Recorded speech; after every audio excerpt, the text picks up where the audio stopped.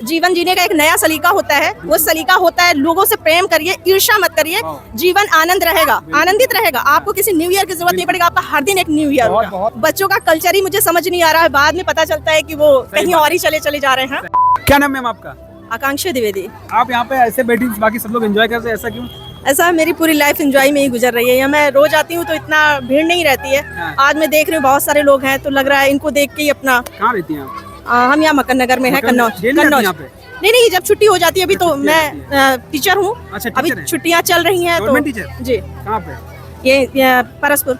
अच्छा, तो हम आपसे जानना चाहते हैं कि न्यू ईयर को किस तरीके से सही ढंग से हमें मनाना चाहिए। एक सही तरीका बताइए। आप एक टीचर हैं तो एक सही इंसान हमें लगती है कि बता सकती हैं इसका आंसर। न्यू ईयर को सर आप ये हुड़दंग मचाने से बेहतर है कि आप कुछ नया करिए, कुछ नया करने की सोचिए, किसी की हेल्प करिए। अभी मैं रास्ते में आ रही थी तो मैंने अपने सर्दियों के कपड़े निकाल रखे थे, जितने लोग बैठे हुए थे तो मैं इनको दे करके आ रही थी।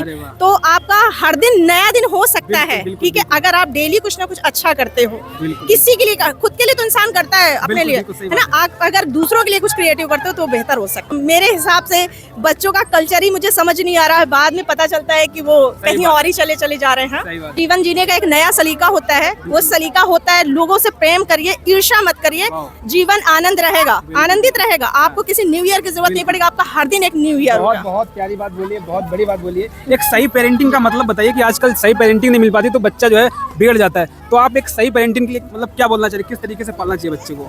बच्चों को देखिए, नीड तो हर कोई पूरी कर रहा है। एक तो मुझे सबसे पहली प्रॉब्लम जो समझ में आती है, बच्चों को पहले डिसिप्लिन में रखा जाता था। अनुशासन, ये जरूरी नहीं है कि आप हमेशा मार ही रहे, कभी आंखों का भी होता है, कभी एक दो लगा भी दिया। बच्चों को अपना पालने के लिए अगर मैं बात कहूँ तो अपने बच्चों को आप अनुशासन में रखिए और फ्रेंडली रहिए, क्योंकि बदलते हुए दौर में बहुत सारी चीजें ऐसी हो रही हैं, बच्चे टाइम से पहले बड़े हो रहे हैं। बिल्कुल सही बात। और पेरेंट्स से ज्यादा बढ़िया फ्रेंड या एक कहते हैं ना काउंसलर कोई हो ही नहीं सकता। बिल्कुल सही बात। तो आप अनुशासन में भी रखिए और फ्रेंडशिप भी रखिए उनसे। अब एक पर्सनल सवाल आपसे है, जैसे हर कोई दुनिया में परफेक्ट नहीं होता है, तो हम आपसे जानना चाहते हैं कि आप 2025 में ऐसी कौन सी ऐसी गलती है या कोई सी ऐसी चीज़ जो आप चेंज करना चाहती हैं खुद में न्यू ईयर, इस न्यू ईयर को? कुछ एक ऐसी बात बताइए आप। मैं लोगों पे भरोसा बहुत जल्दी कर लेती हूँ। अरे हाँ। और अभी 2025 का एक किस्सा बता रही हूँ। हाँ, बताइए। हमारे साथ एक लोग काम करते थे। मेरा म्यूजिक में भी रुझान है। अच्छा। उन्होंने बोला, उनकी एज लगभग 55 ईयर, और बोला मेरी बहू बीमार है। फोटो वगैरह दिखाई, मुझे 30,000 रुपए दे दो। मैंने दे दिए। अच्छा। मैंने अगले ही दिन दे दिए, बगैर कुछ मतलब बगैर किसी। और इसके बाद उन्होंने काम छोड़ दिया। इसके बाद मैं पीछे मैं, और वो आगे। इसके बाद मैं महिला थाने गई कन्नौज में, कन्नौज कोतवाली गई, और कुछ नहीं, पहले तो मुझे ये कहा गया, आश्वासन दिया गया कि मैं बुलाऊंगी, और मैं बुलाऊंगा, उनके पैसे दिलवाऊंगा। और जब मैं नेक्स्ट डे गई, अरे मैम आप रहने दीजिए, आपका क्या है, आपको चक्कर बहुत लगाने। तो मैंने ये देख लिया है, आप खुद में जिए, खुद के ऊपर विश्वास करिए। अगर आप किसी की हेल्प कर रहे हो तो वापस पाने की उम्मीद से मत करिए।